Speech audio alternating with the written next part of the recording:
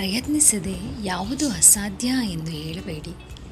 ನಿಮಗೆ ಯಾವುದು ಅಸಾಧ್ಯವಲ್ಲ, ಪದವೇ ಹೇಳುತ್ತಿದೆ ಅದು ಸಾಧ್ಯ ಎಂದು.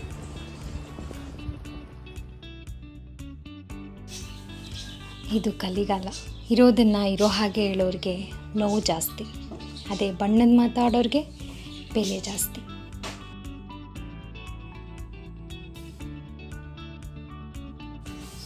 ನಾವು ಎಲ್ಲಿ ನಂಬಿಕೆ ಇಡ್ತೇವೋ ಅಲ್ಲೇ ಮೋಸ ಹೋಗುತ್ತೇವೆ.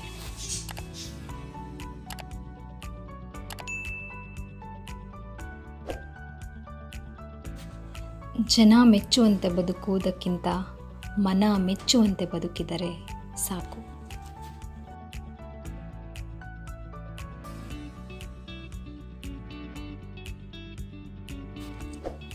ತಲೆ ಬಾಗಬೇಕು ತಿಳಿದವ್ರ ಮುಂದೆ, ತುಳಿದವ್ರ ಮುಂದೆ ಅಲ್ಲ.